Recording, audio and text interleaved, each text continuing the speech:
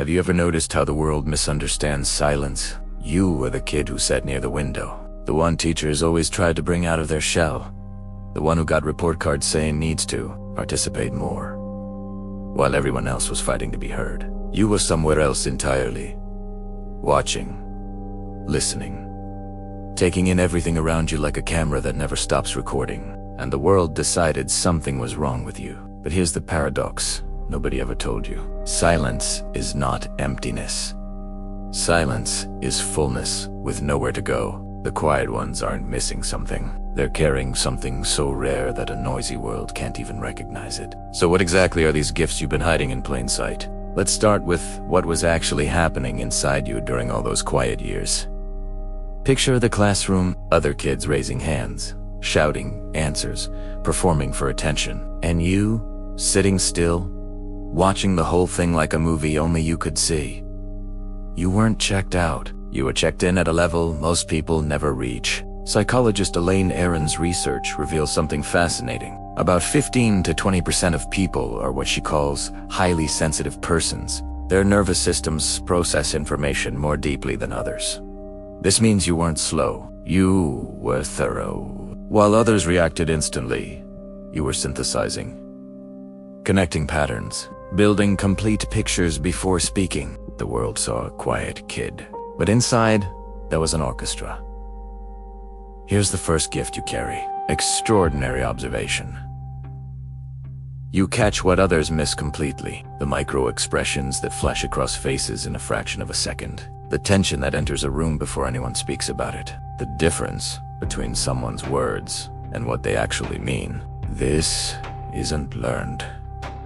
This is how your brain naturally operates. Think about conversations you've had where you knew someone was lying before they finished their sentence. Or times you sensed something was wrong with a friend before they said anything at all. That's not intuition in some mystical sense. That's your nervous system processing thousands of subtle cues that louder people simply miss because they are too busy making noise.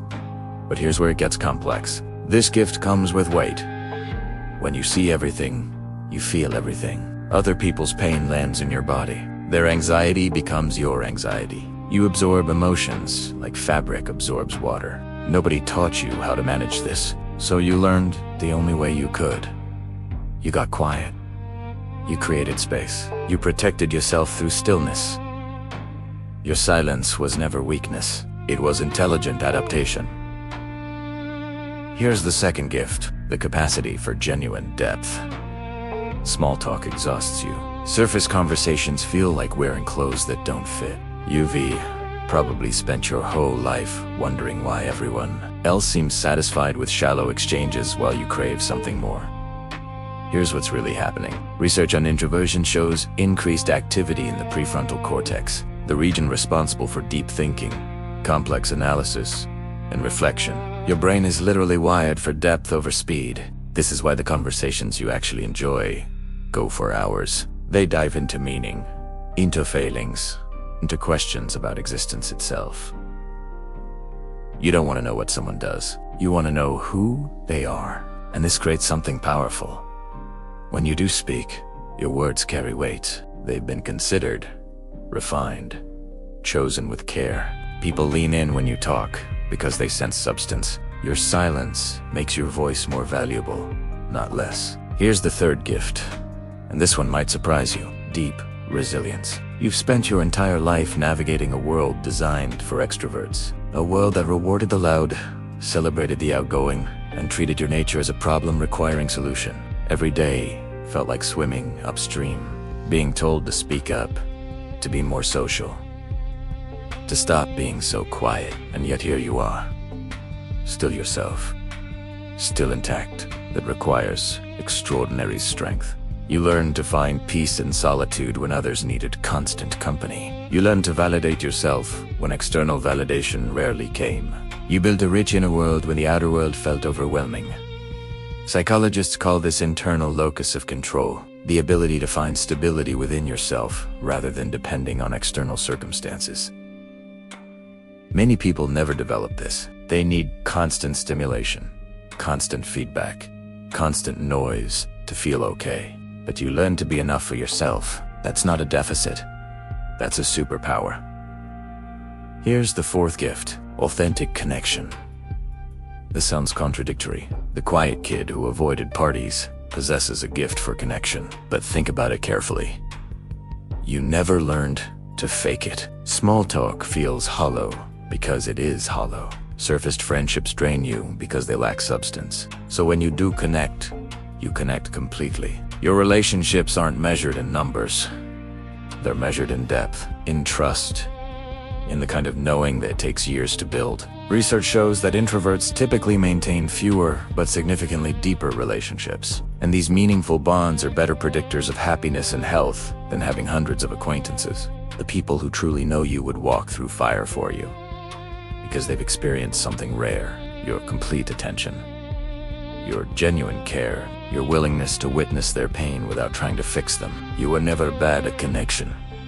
You just refused to settle for its cheap imitations. Here's the fifth gift: creative depth. Einstein was a quiet child. So was Rosa Parks, J.K. Rowling, Bill Gates.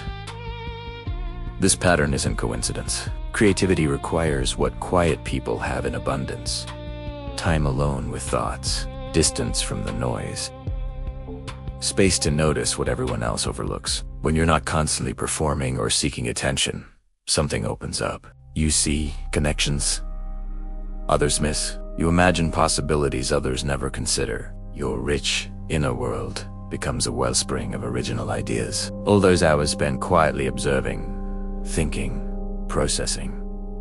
They were building something, a creative reservoir that loud people rarely access because they never sit still long enough.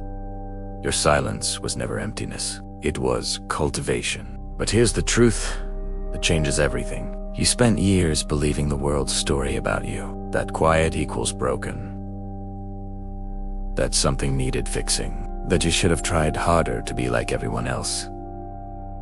Teachers reinforced it. Society echoed it. Maybe your own family questioned it, and part of you internalized it. Maybe part of you still carries it. But psychology tells a different story. Research tells a different story. The lives of quiet people who changed history tell a different story. You were never lacking. You were overflowing with gifts that a noisy world could unmeasure because it was too loud to notice. So here's what I want you to carry with you.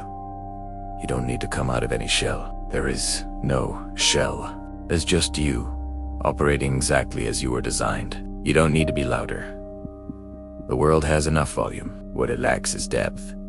You don't need to become someone else. The quiet kid wasn't broken. They were paying attention at a level most people never reach. Your silence was preparation. Your observation was training. Your depth was developing into something the world desperately needs. And now those gifts are ready. Ready to be recognized. Ready to be honored. Ready to be used fully. The quiet kid in the back of the classroom wasn't hiding.